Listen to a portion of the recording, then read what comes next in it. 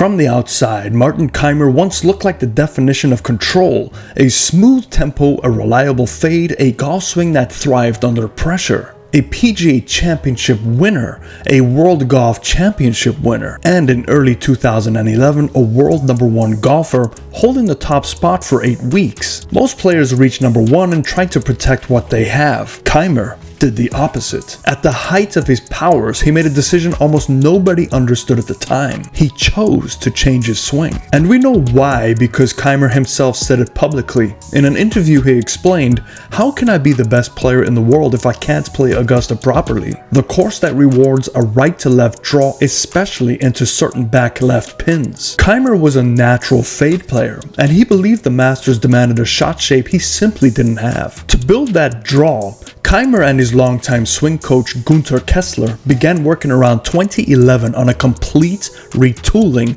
of specific cause and effect components of his motion. He attempted to move his natural left to right fade bias into a more inside to out delivery. He needed the face to close earlier relative to this path, the opposite of what he trained for years. Kaymer's natural release was high, neutral, and fade friendly. To hit this draw, he tried to adopt a lower, more rounded release with more forearm rotation. He attempted to hold onto lead side tilt longer to support a right to left curvature, again contrary to his fade DNA. And he moved the ball back slightly and tried to reshape his visual windows, something elite golfers rarely change without consequences. Now, these changes were not small tweaks. They were fundamental cause and effect rebuilds of a motion that had already made him world #1. This is exactly where the problem started, because Kaymer wasn't broken, his fade wasn't broken, his windows weren't broken, but the moment you change path, face,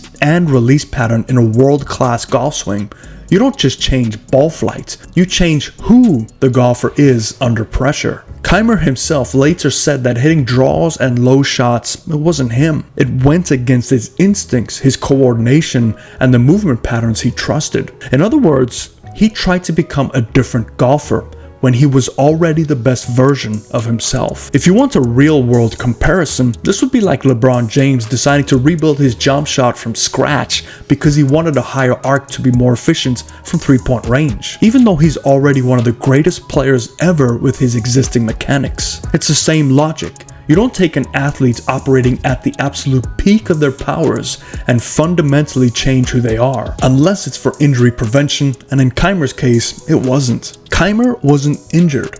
He wasn't struggling.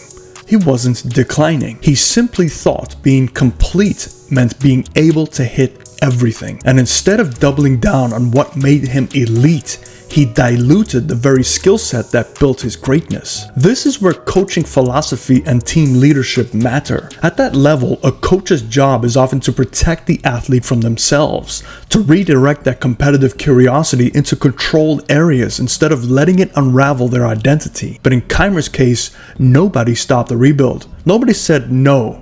This is a mistake. And Kaymer has openly shouldered the responsibility, calling the entire effort a big mistake. Technically, he did learn to hit a draw. He could shape it both ways. He had the skill. But this is where we move from verified fact into the part Kaymer himself had described as a more emotional cost. Kaymer said that trying to play draws on low shots just wasn't him. It didn't feel like himself in competition. He didn't blame the swing model. He didn't blame Kessler. He didn't say the mechanics were flawed. What he said repeatedly is that he lost the feeling and identity that made him world class. Kaymer did not collapse physically. He didn't suddenly lose talent. He didn't have a major injury at the time of the swing change. His struggle came from something harder to measure, and he no longer trusted his motion under pressure. After that swing change began, his world ranking dropped. By 2012, he had fallen outside the top 30 in the world. This doesn't mean the swing change caused his rankings to drop, but the timing is undeniable. He changed his swing in 2011, and by 2012, he wasn't the same presence on leaderboards. But then, something remarkable happened. In 2014, Kaymer leaned back into the patterns that suited him. The fade, the control, the identity that made him elite. And the results, Well, at the 2014 US Open at Pinehurst, Kaymer delivered one of the most dominant major performances of the decade, an 8-shot victory. And Golf Digest wrote at the time, Kaymer heard all the criticism but produced one of the most dominant displays ever seen in a major. But here is the harder part of the story. Even after that win, he never regained sustained momentum.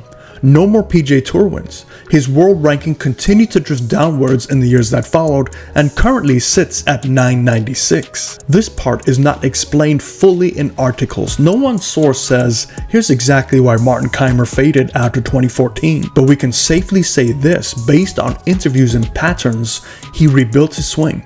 He rebuilt his shot shapes, but he never fully rebuilt the internal confidence that made him untouchable in 2010 through 2011. The data shows the ranking declines. Kaymer's own quotes show regret, and his later struggles, wrist issues, and shifting tours paint the picture of a player who couldn't recapture his old comfort zone. None of this is speculation beyond what he has said. He changed his swing to play Augusta. He regretted it. He lost his feel and his identity. His ranking dropped dramatically afterwards, and his post-2014 career never regained the same velocity. Those pieces are factual. So what's the lesson for you? Martin Kaymer's story isn't just about swing change. It's about what happens when you chase a version of golf that isn't truly you. Mechanics matter, but confidence, identity, instinct, those matter just as much. Kaymer didn't fall because he lacked talent. He fell because, in his own words, he drifted away from the way he plays golf. And that is a warning every golfer should hear before they rebuild